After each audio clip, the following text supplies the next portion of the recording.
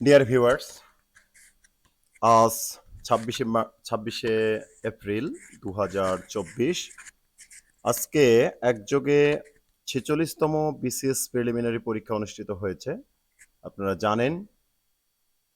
তো সেই প্রিলিমিনারি পরীক্ষায় আসলে ম্যাথ বিষয়ের ব্যাখ্যা সহ সমাধান আমরা নিয়ে এসেছি আমাদের এই ভিডিওতে। তো চলুন কথা না বাড়িয়ে আগে আমরা সলিউশন দেখে নেই। তো বলে রাখি, আমি আসলে আহ, দুইবার বিসিএস দিয়েছিলাম, তো আসলে কোয়ালিফাই করতে পারি নাই। প্রিলিমিনারিতে মোটামুটি ভালো করতাম, বাট লিখিততে গিয়ে আমার মার্কস তেমন থাকে না। তো আমি অবশ্যই পাণ্ডিত্য দেখাবো না, কিন্তু আমার ব্যাকগ্রাউন্ড যেহেতু গণিতে, আমি আসলে অনার্স মাস্টার্স করেছি গণিতে। তো গণিত বিষয়ের সমাধান আমি আপনাদের সামনে ব্যাখ্যা সহ তুলে ধরার চেষ্টা করব।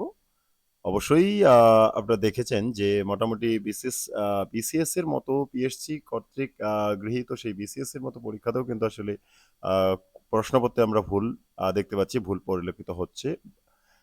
তো চলুন কথা না বাড়িয়ে আমরা শুরু করে দেই।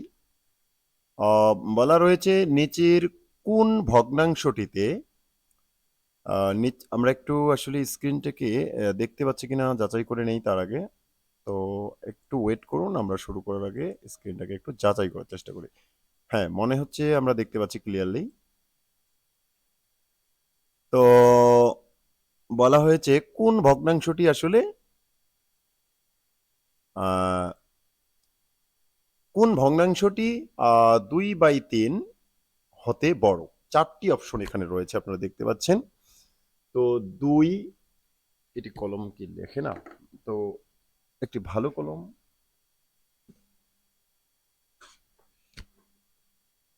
2/3, এই 2/3 হতে বড় হতে হবে, তাই না?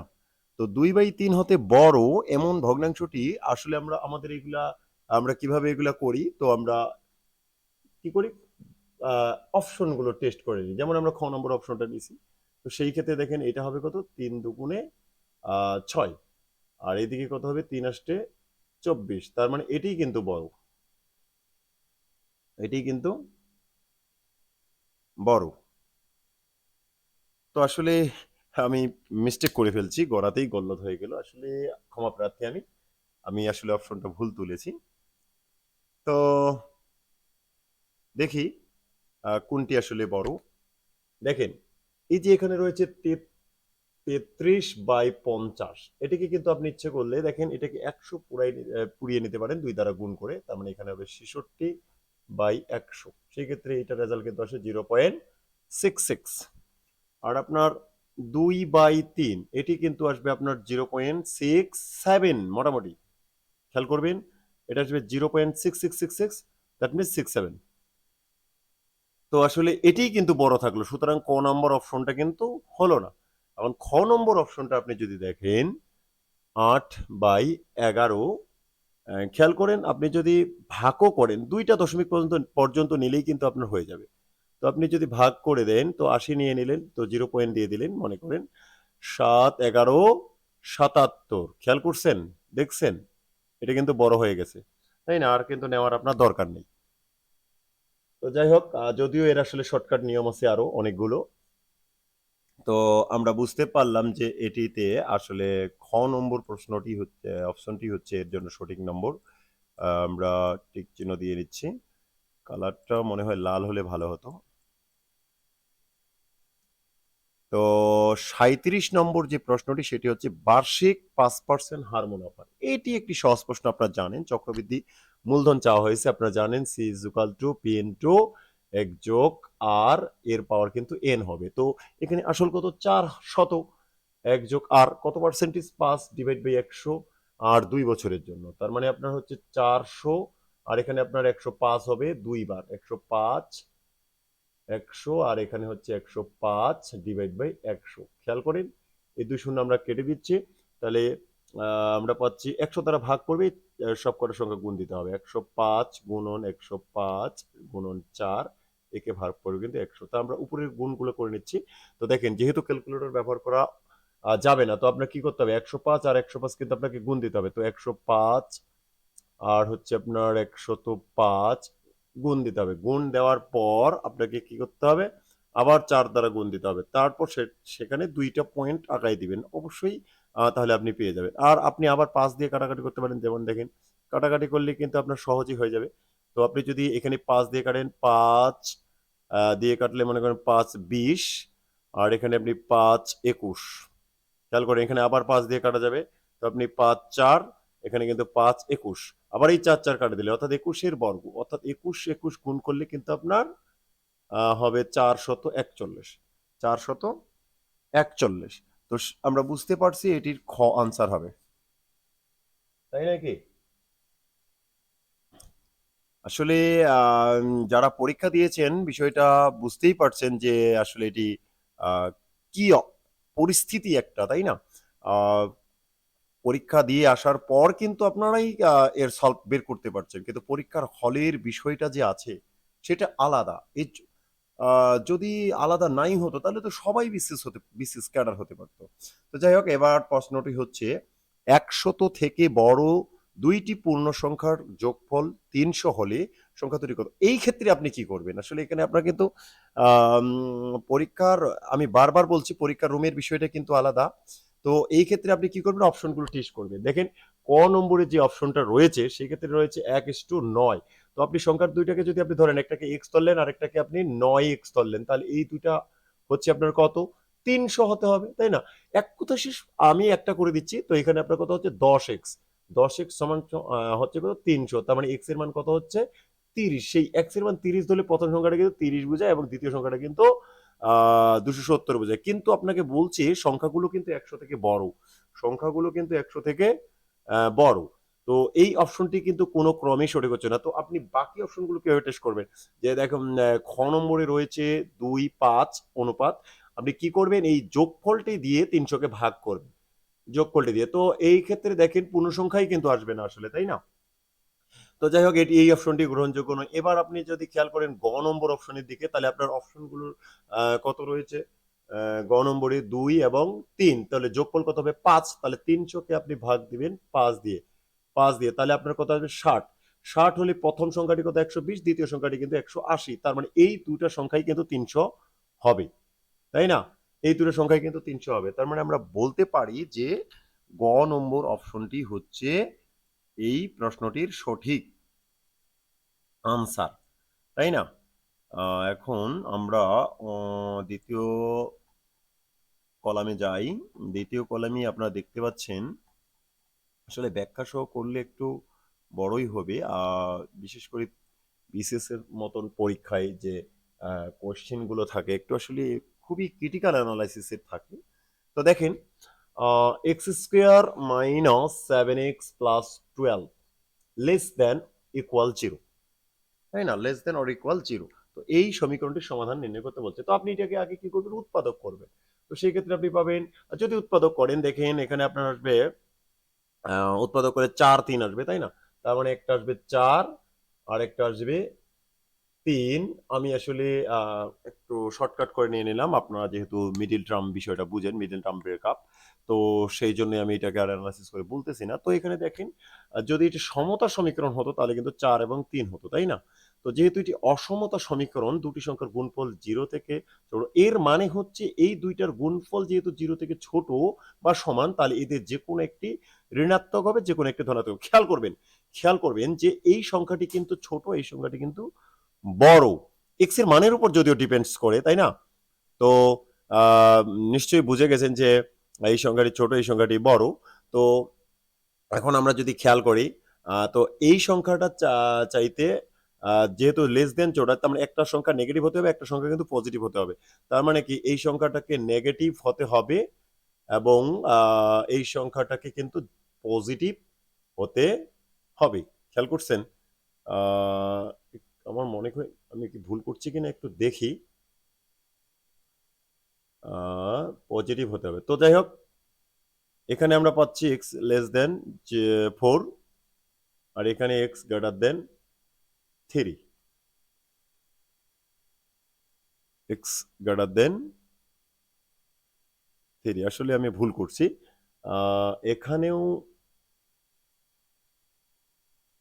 লেস দেন হবে, কি না একটু দেখি। আসলে এটা আরো অন্যভাবেই করা যায়, সমস্যা নেই। তাহলে এটা সত্য হওয়ার মিনিং হচ্ছে যে কোনো একটি ধনাত্মক বা যে কোনো একটি ঋণাত্মক। তো এখন আমরা যদি দেখি যে আহ, কিসের কিসের জন্য মিটবে, তো আমরা একটু দেখে নেই। সংখ্যা রেখা করে নিলাম। মনে করলাম এটা 4 পয়েন্ট, আর সরি, এটা আসলে সামনের দিকে 3 দিতে হবে। 3 পয়েন্ট আর এখানে 4 পয়েন্ট।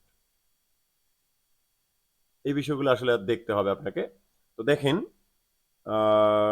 আমরা যদি দেখি, তো এইটা হচ্ছে নেগেটিভ নেগেটিভ, আর এটা হচ্ছে পজিটিভ নেগেটিভ, এটা হচ্ছে পজিটিভ পজিটিভ।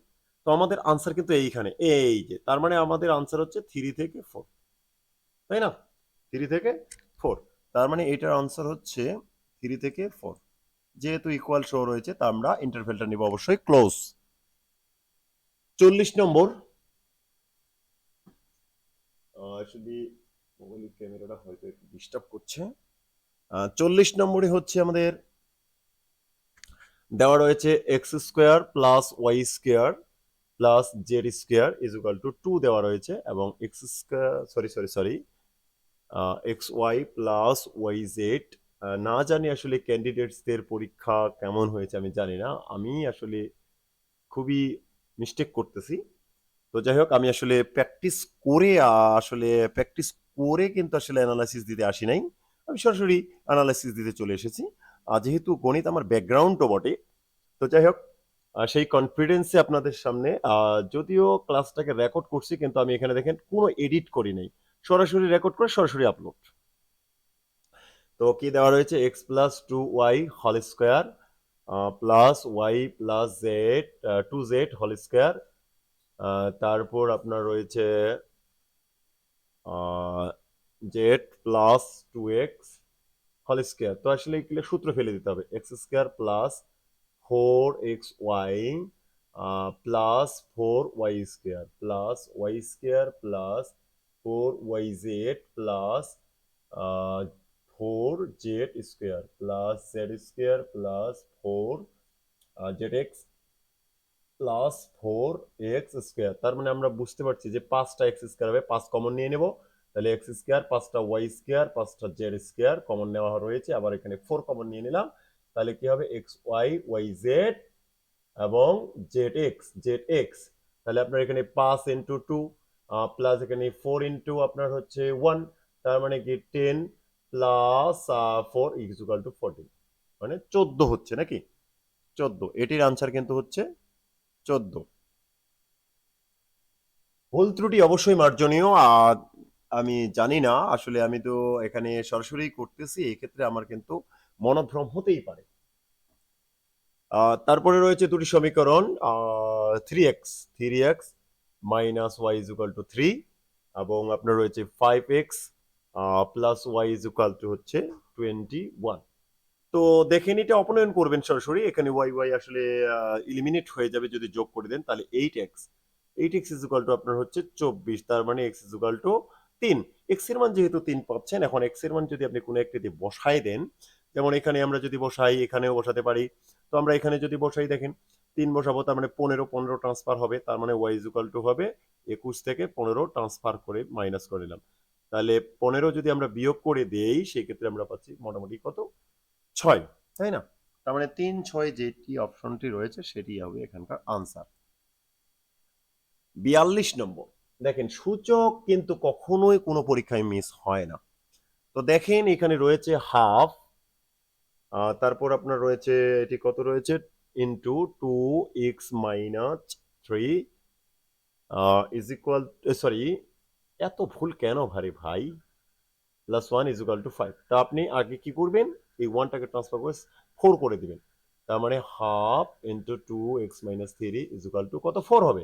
এই 2টাকে আপনি কি করবেন, গুণ করবেন, তাহলে 2 এর পাওয়ার x-3 ইজ ইকুয়াল টু 8, তার মানে 2 এর পাওয়ার x-3 ইজ ইকুয়াল টু 2 এর পাওয়ার 3। সেই ক্ষেত্রে আমরা 2 এলিমিনেট করে দিলাম, x-3 ইজ ইকুয়াল টু 3, সুতরাং x is equal two 6, x is equal two 6।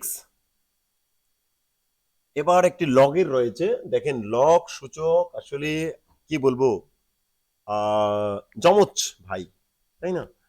তো দেখেন লগ কত ভিত্তি রয়েছে, ভিত্তিটা হচ্ছে 8, আর্গুমেন্ট কত এক্স ইজ ইকুয়াল টু 3, সমস্ত 3 এর 1/3, তাই না? তো এটি বলতে কত বোঝায়, 3 3 9, 3 3 গুণ করলে 9, একে 10 বোঝায়। তার মানে আমরা একটু লিখে নেই, √8 ইজ ইকুয়াল টু এখানে আছে কত, 10 ডিভাইড বাই 3। তো দেখেন এটা আমরা একটা লগারিদমকে সূচকে প্রকাশ করলে আমরা জানি যে আর্গুমেন্ট ইজ ইকুয়াল টু হবে বেইজের পাওয়ার 10 বাই এখানকার 3, তাই না? তো আমরা এখন যদি ক্যালকুলেশনটা করি, দেখেন এটাকে আমরা ইচ্ছে করে লিখতে পারি হাফ পাওয়ার, এবং এই 8 কে লিখতে পারি 2 কিউব। তার মানে আমরা লিখতে পারি যে হাফ পাওয়ার তো অবশ্যই, এবং 2 কিউব, তার পাওয়ার 10/3। দেখেন পাওয়ার পর আমরা এখন গুণ করে দেবো, 2 এর পাওয়ার কত, 3/2 গুণন 10/3, 3 3 কাটা যাবে, আর এখানে থাকবে 5 পাওয়ার, 2 এর পাওয়ার 5, তার মানে এটা 32 বোঝায়। কত বোঝায়? 32 বোঝায়, তাই না? এই হচ্ছে ব্যাখ্যা।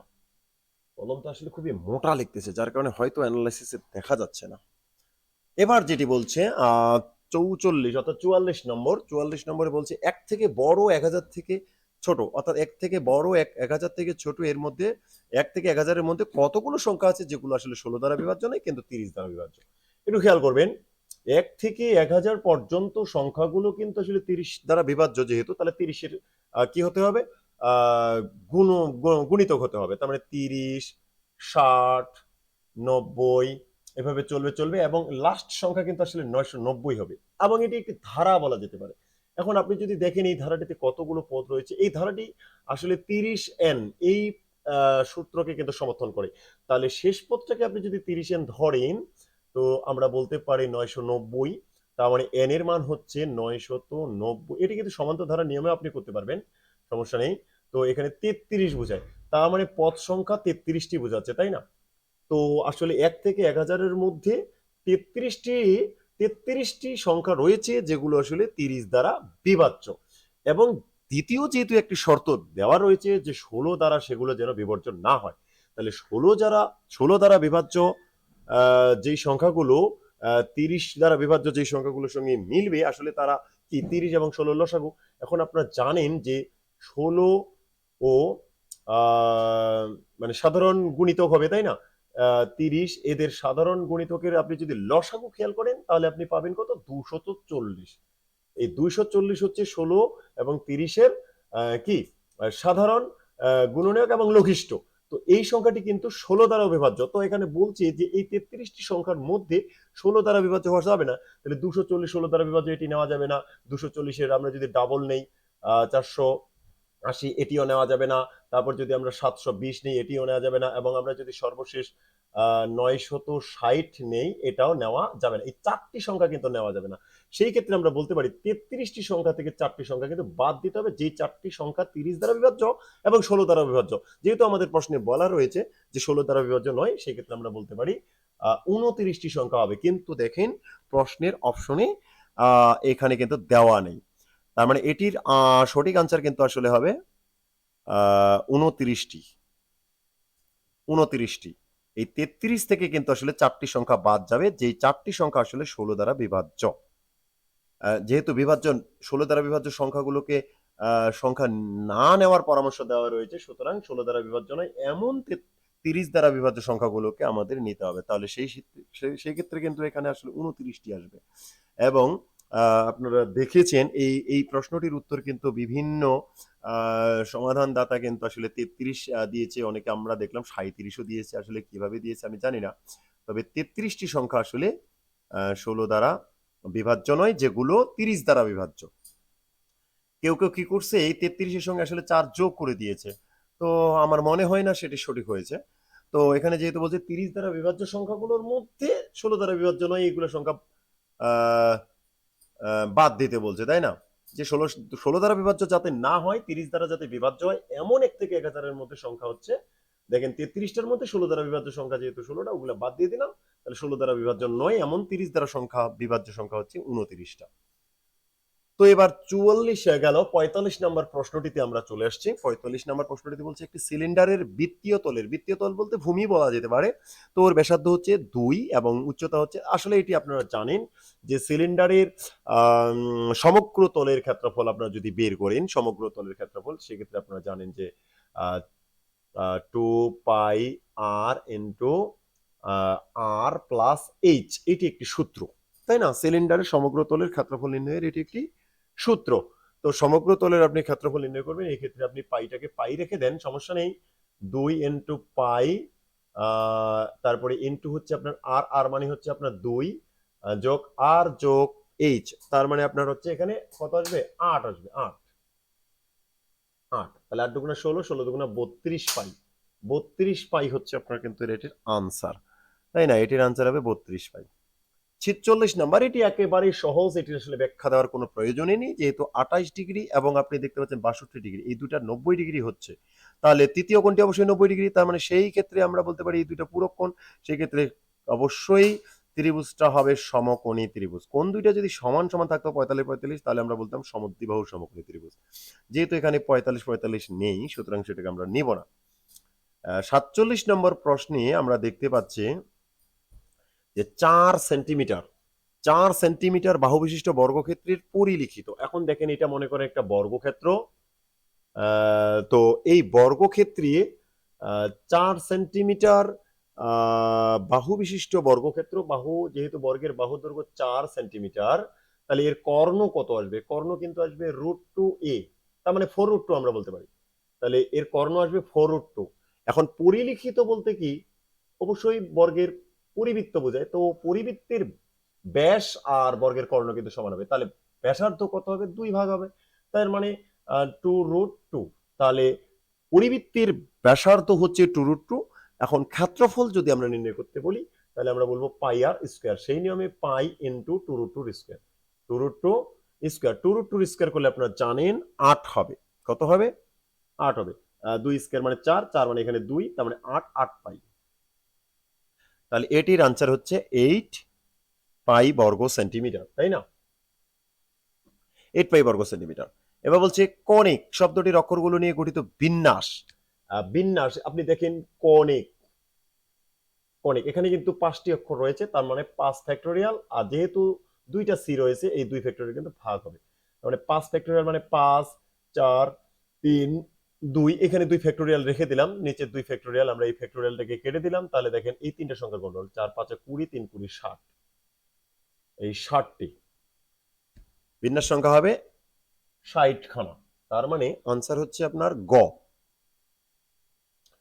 এখন বলছি 49 নম্বর প্রশ্নে, তো এখানে বলা রয়েছে যে যদি এ একটি সেট যে দেওয়া রয়েছে, সেই সেটের সদস্য সংখ্যা হচ্ছে 5 এবং 7 দ্বারা বিভাজ্য, তার মানে এদের গুণিতক, এর গুণিতক।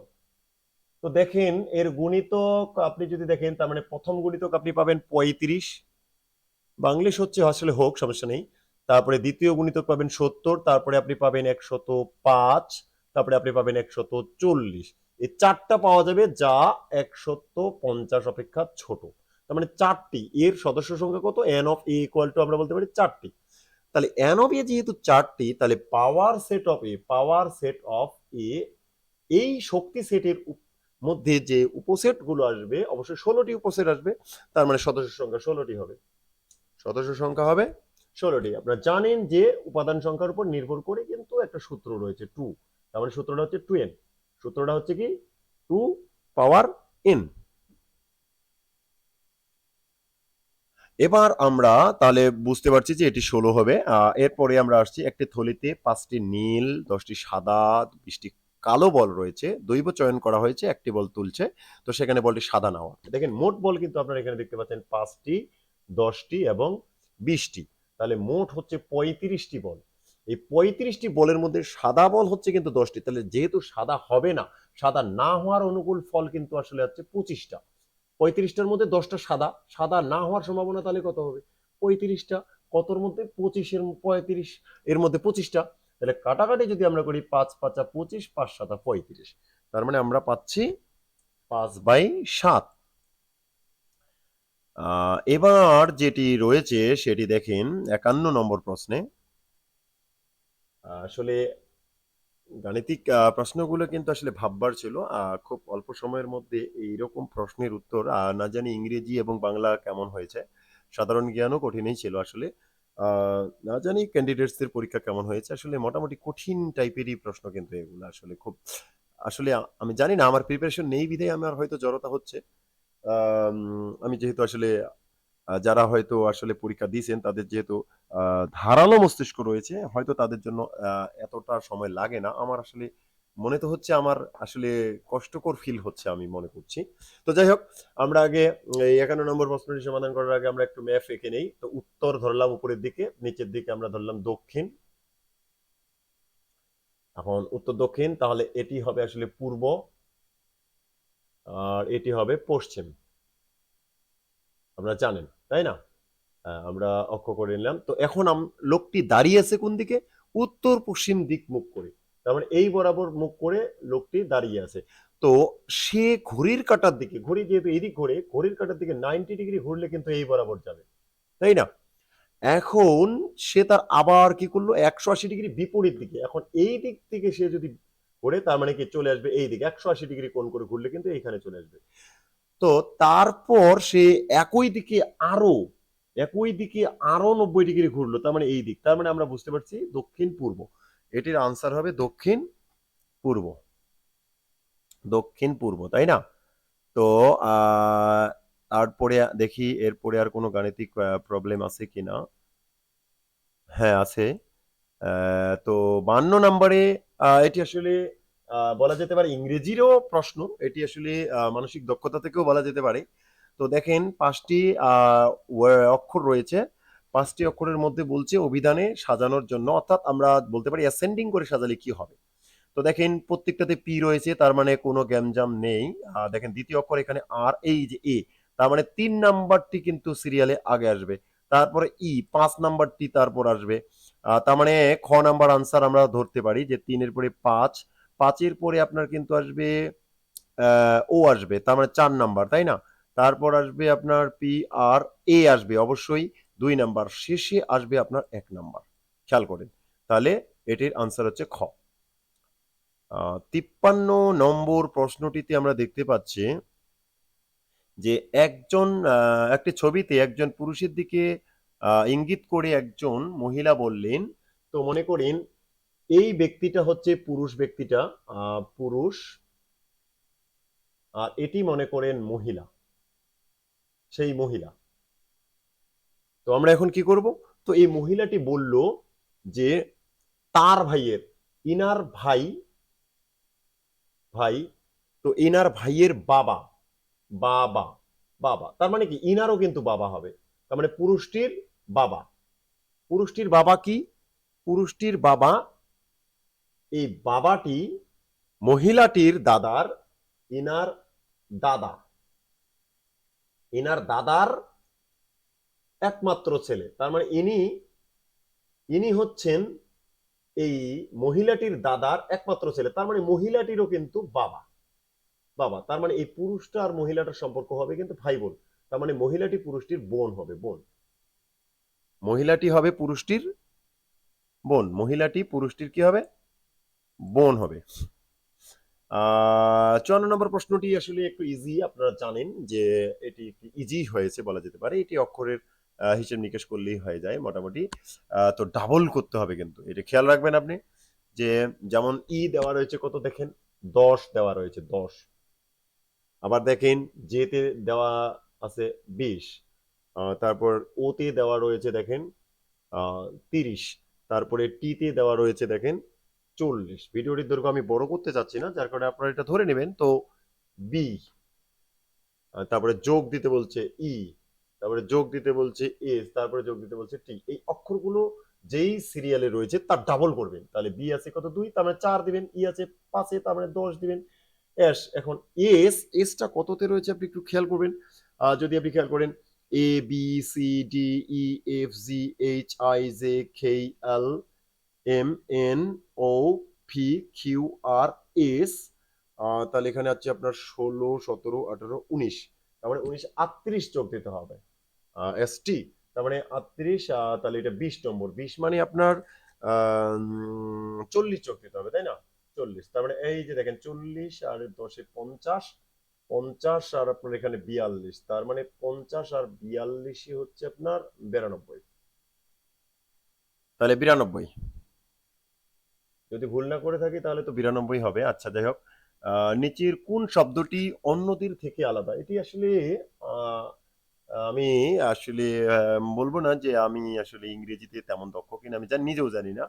তো কাওয়াইটা কি আমি নিজেও জানি না। তো আমার মনে হচ্ছে এটি আলাদা, কারণ ঈগল একটি পাখি, ইমু কিন্তু একটি পাখি, অস্ট্রিচ এটাও একটি পাখি। তো আমার মনে হচ্ছে তিনটি পাখি। তো এটি আসলে কি আমি জানি না, তবে এটি হওয়ার কথা। তো এবার 56 নম্বর, এটি একটি গাণিতিক প্রশ্ন, হ্যাঁ, সুতরাং এটা আমাদের দেখতে হবে। তো এখানে বলছে একজন মহিলা বলছেন, আপনি যদি আমার নিজের বয়সকে উল্টে দেন তাহলে তা আমার স্বামীর বয়সকে নির্দেশ করে। তিনি আমার থেকে বয়সে বড় এবং আমাদের বয়সের পার্থক্য আমাদের মোট বয়সের যোগফলের 11/1 তো এটি অপশন টেস্ট করবেন। আসলে কি করবেন? অপশন টেস্ট করবেন। একটু খেয়াল করেন, দেখেন যে প্রথম অপশনটা রয়েছে 23। তো মহিলাটির বয়স আপনি যদি 23 ধরেন, তার স্বামীর বয়স কত হবে? 32। 32, তাই না? তো এখন এদের মোট বয়সের কি বলছে এখানে, মোট বয়সের যোগফলের 11/1 তো আহ, এখন আপনি যদি দেখেন মোট মোট করলে আপনার কত হবে? 55। হ্যাঁ, 55। এখন মোট বয়স হচ্ছে 55। তো তাদের বয়সের পার্থক্য আপনি যদি এখানে দেখেন খেয়াল করে, বয়সের পার্থক্য আপনার হচ্ছে আপনার কত? 9। 9, এটি কিন্তু আসলে 11/1 হচ্ছে না কিছুই। তাই আমরা যদি গণমূলটা চেক করে দেখে দেখেন, মহিলাটির বয়স 45 ধরলাম, তাহলে পুরুষটির বয়স হবে 54। 54, তাহলে এদের পার্থক্য কত হবে? 9 বছর। তো এদের যোগফলটা আপনি যদি দেখেন খেয়াল করে, তাহলে 9 এবং 9, তার মানে 99, এইখানে কিন্তু 11/1 ভাগ পাচ্ছে। তার মানে অবশ্যই অবশ্যই 45 বছর। যদি একটি কামান থেকে নিম্নলিখিত আকৃতির আসলে বস্তুকে অনুভূমিকভাবে নিক্ষেপ করা হয়, তাহলে তবে কোনটি সবচেয়ে বেশি দূরে উড়ে যাবে? কামান থেকে আসলে প্রশ্নটা মানসিক দক্ষতা থেকেই।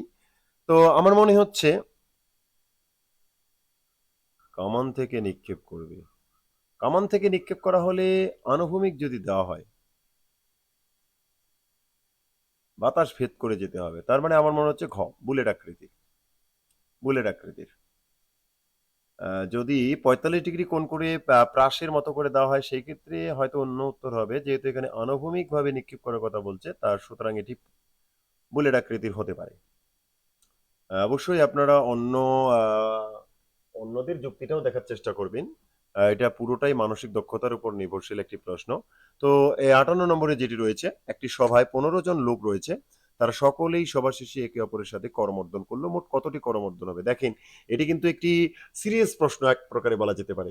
তো দেখেন, 15 জন যেহেতু লোক রয়েছে, তো 14 জনের সঙ্গে কিন্তু আসলে সে করমর্দন করতে পারবে। তার মানে প্রথম ব্যক্তি যিনি করমর্দন করা শুরু করবেন, মনে করেন 15 জন লোক এভাবে দাঁড়ায় রয়েছে, তো প্রথম যেই ব্যক্তিটা করমর্দন করবেন সে কিন্তু 14 জনের সঙ্গে করমর্দন করবেন এবং করমর্দন করে মনে করেন চলে গেলেন। দ্বিতীয় ব্যক্তি কিন্তু 13 জনের সঙ্গে করমর্দন করবেন, এভাবে তারপরের জন 12 জনের সঙ্গে, তারপরের জন 11 জনের সঙ্গে, এভাবে শেষ পর্যন্ত, অর্থাৎ 1 থেকে 14 পর্যন্ত সংখ্যাগুলোর যোগফল। যেহেতু এটি স্বাভাবিক সংখ্যার যোগফল, তাহলে আমরা স্বাভাবিক সংখ্যার সূত্রে কিন্তু চলে যেতে পারি, যে 14 যোগ 14 প্লাস 1 ডিভাইড বাই 2। তারপরে আমরা কাটাকাটি করলে এখানে আমরা পাচ্ছি কত? 7 গুণন 15। 7 গুণন 15 হবে 105। 105টি করমর্দন হবে। 105টি করমর্দন হবে কিন্তু। খেয়াল করেন, বিষয়টাকে খেয়াল করেন। প্রশ্নটা কিন্তু আসলে খুবই ক্রিটিক্যালও বলা যেতে পারে। হঠাৎ করে কিন্তু আপনার সেখানে মনে নাও আসতে পারে। সেই জুটি নির্বাচন করুন যেটি চিলড্রেন পেডিয়াট্রিশিয়ান, তার মানে চিলড্রেন মানে শিশু, আর পেডিয়াট্রিশিয়ান মানে আসলে শিশু বিশেষজ্ঞ আমার জানা মতে। তো এর সঙ্গে জুটি খায় অ্যাডাল্ট, অ্যাডাল্ট হচ্ছে বয়স্ক, আর অর্থোপেডিস। দেখেন, অর্থোপেডিস বলতে আসলে হাড় বিশেষজ্ঞ বোঝায়, সেটি বয়স্কদেরই শুধু হাড়ের চিকিৎসা সে করে না, আসলে ইয়াংদের যাদের হাড় সমস্যা তাদেরও কিন্তু করে। সুতরাং এটি কিন্তু এক প্রকারে যায় না। কিডনি, কিডনি কিন্তু আসলে চিলড্রেনের সঙ্গে সেম হয় না, যদিও কিডনি এবং নেফ্রোলজিস্ট ঠিক আছে। কিডনি কিডনির বিশেষজ্ঞ, শিশু শিশুর বিশেষজ্ঞ, কিন্তু এটা অঙ্গ, আর এটা কিন্তু ব্যক্তি। তো ফিমেলস, এই যে এইটা কিন্তু খায় গাইনোকোলজি, একদম পুরোপুরি, একদম পুরোপুরি, তার মানে গ নাম্বারটাই সঠিক অ্যান্সার। 60 নাম্বার প্রশ্নটিতে রয়েছে কোন সিরিজটি সম্পূর্ণ হবে। তো দেখেন এখানে দুইটি রয়েছে, এখানে দুইটি রয়েছে, আর এখানে দেখেন তিনটি কণা কালো রয়েছে আর কি, এখানে তিনটি রয়েছে। তো নিশ্চিত 2 2 3 3, তার মানে পরেরটাতে হবে আমার মতে, দেখেন এখানে তিনটা, এখানে তিনটা, এখানে পাঁচটা, তার মানে এই চারটি, চার হবে, চার। তাহলে প্যাটার্ন আমরা বুঝতে পারছি যে 2 2 3 3 4 4 5 5 এভাবে আসবে নিয়ম অনুযায়ী। তো আসলে চারটি হবে। এর পরে যেটি রয়েছে, একটু উপরে যাই, কুইকলি। আছে কি গাণিতিক আবার? হ্যাঁ আছে তো, 61 নম্বরেরটা গাণিতিক। এখানে আমরা দেখতে পাচ্ছি প্রশ্নবোধক চিহ্নে কোন সংখ্যাটি হবে। তো দেখেন প্রথম ছবিটাতে যে আমরা ত্রিভুজটা দেখতে পাচ্ছি, এখানে লেখা রয়েছে 4, এখানে লেখা রয়েছে 8, এখানে রয়েছে 9, আবার এখানে 108। তো এটা প্যাটার্নটা দেখেন, 4 আর 8 কত হয়? 112। আর এই 112-র সঙ্গে 9 গুণ দিলেই কিন্তু 108 হয়ে যায়। তার মানে আমাদের এইখানকার সংখ্যাটিতে দেখেন এখানে রয়েছে 5, এখানে রয়েছে 4, তার মানে এই দুটো সংখ্যা যোগ করতে হবে, যোগ করলে কত হবে? 9। আর এইখানে কত রয়েছে? 12, তাহলে 9 12 কত হয়? এখানেও কিন্তু 108ই হবে। তার মানে আমরা বুঝতে পারছি যে এটি 108 হবে। সঠিক বানান, এটি আসলে ইংরেজির প্রশ্ন, আমি এটা বলতে পারবো না। একটি কমিটিতে পুরুষ ও মহিলার সংখ্যা একটি অনুপাতে আছে, অনুপাত করা যেতে পারে আর কি। একটি কমিটিতে পুরুষ এবং মহিলার সংখ্যা একটি অনুপাতে 3-2 অনুপাতে হলে মহিলার সংখ্যা 25 হলে পুরুষের সংখ্যা কত? তো এই প্রশ্নটি আসলে একটু সমস্যা আছে, আমি হয়তো নিজেই মিনিং বুঝতে পারছি না, নতুবা প্রশ্নটাই রয়েছে সমস্যাযুক্ত। হ্যাঁ, এটির উত্তর একদিক থেকে খ দেওয়া যায়, যেহেতু এখানে এমন একটি কথা বলছে অনুপাতটি অনির্দিষ্ট। তার মানে মনে করেন যে আসলে ওইখানে সদস্য সংখ্যায় মহিলা রয়েছে 25 জন, পুরুষ রয়েছে 35 জন। এটির অনুপাত হয়তো হবে না, কিন্তু 5 জন যদি এখান থেকে বাদ দেন, 30 জন, এখানে 5 জন যদি বাদ দেন, 20 জন, সেক্ষেত্রে অনুপাতটা কিন্তু 3-2 আসে। তার মানে কি 5 জন বিয়োগ করার পর যে অনুপাতটা আসবে সেটা তো 3-2 হতে পারে। তার মানে একটি অনুপাত তো আমরা বলতে পারি 3-2 হচ্ছে, সমান সংখ্যক সদস্য পুরুষ থেকে এবং নারী থেকে এলিমিনেট করার পর 3-2। তার মানে এই দিক থেকে এই প্রশ্নটা কিন্তু মানসিক দক্ষতার দিক থেকে এটি সঠিক আছে। তার মানে এটির উত্তর 35 হবে, যতদূর সম্ভব আমি মনে করি আর কি। তারপর আমরা সম্ভবত এটি শেষ গাণিতিক সমস্যা। 5টি ধারাবাহিক পূর্ণ সংখ্যার গড় 15, সবচেয়ে বড় সংখ্যাটি কত? তো ধরুন একটি প্রথম পূর্ণ সংখ্যাটি হচ্ছে এক্স, তাহলে দ্বিতীয় সংখ্যাটি হবে এক্স প্লাস 1, তারপরটা হবে এক্স প্লাস 2, তারপরটা হবে এক্স প্লাস 3, এবং 5 নম্বরটি হবে এক্স প্লাস 4। এই 5টি সংখ্যা আমরা যদি যোগ করি তাহলে আমরা কত পাবো? 5x প্লাস প্লাস পাবো, আপনারা পাবেন 4 3 7 10, 10। তাহলে এইটি হচ্ছে কি যোগফল, যোগফল হবে কি গড়ের, গড় কত রয়েছে? 15, 15 গুণন আমরা 5 দিয়ে দিলাম, তার মানে এটি সমষ্টি বোঝায়। তাহলে 5টি সংখ্যার সমষ্টি, 5টি সংখ্যার সমষ্টি, তাহলে আমরা এখানে বলতে পারি 5x ইকুয়াল টু 10 কি হবে? বিয়োগ হবে 75 থেকে 10 বিয়োগ করলাম, তাহলে 5x ইকুয়াল টু হচ্ছে 65, তার মানে x ইকুয়াল টু হচ্ছে 13। তাহলে বড় সংখ্যাটি কত হবে? বড় সংখ্যাটি কিন্তু এইটা, তার মানে 13 যোগ 4, 17। আসলে 17 কিন্তু এই অপশনে নেই, সুতরাং এটি কিন্তু আসলে প্রশ্নটা ভুল রয়েছে। তো যাই হোক, আপনারা অনেক ধৈর্য সহকারে আমার এই পুরো ভিডিওটা দেখলেন, তো আপনাদের অসংখ্য অসংখ্য ধন্যবাদ। আমি মোটামুটি চেষ্টা করলাম গাণিতিক বিষয়টা তুলে ধরার জন্য আজকের এই বিশেষ প্রিলিমিনারি পরীক্ষায়। তো আসলে কার কেমন পরীক্ষার হয়েছে আমি সেটা জানি না। তো আমি অবশ্যই আশা করি, কামনা করি যে আপনাদের সকলের পরীক্ষা ভালো হোক, আপনারা মোটামুটি একটি নিজেদের পছন্দের ক্যারিয়ারে পৌঁছে যান, সেই দোয়া বা আশীর্বাদ ব্যক্ত করে আমি আমার এই ভিডিওটি এখানে শেষ করব। তো ভিডিওটি শেষ করার আগে আমাদের চ্যানেলটির পাশে থাকবেন আপনারা, এমনটাই আমরা প্রত্যাশা করি। এবং আমাদের ভিডিও যদি আপনাদের ভালো লেগে থাকে, আমরা অবশ্যই চ্যানেলটিকে আপগ্রেড করার চেষ্টা করবো। আমরা আসলে এই চ্যানেলে নতুন, আমরা আসলে একাডেমিক কোচিং করাই। তো আহ, তার পাশাপাশি আমরা এখন চ্যানেলে মোটামুটি ইন্টারমিডিয়েট, বিশেষ করে ইন্টারমিডিয়েটের বিষয়বস্তুগুলোর উপর ভিডিও ছাড়ার চেষ্টা করব। তো আমাদের জন্য সকলেই অবশ্যই দোয়া করবেন। আ আ আসলে বিসিএস স্বপ্ন সবার। আ আমরা সেটা পূরণ করতে পারি নাই। আ আপনাদের পূরণ হওয়ার মাধ্যমে আমরা আসলে আ সুখ খুঁজে নিতে চাই। তো পরবর্তী ভিডিও দেখার আমন্ত্রণ জানিয়ে এই ভিডিওটি এখানে শেষ করছি। সকলে ভালো থাকুন, সুস্থ থাকুন। ধন্যবাদ সকলকে।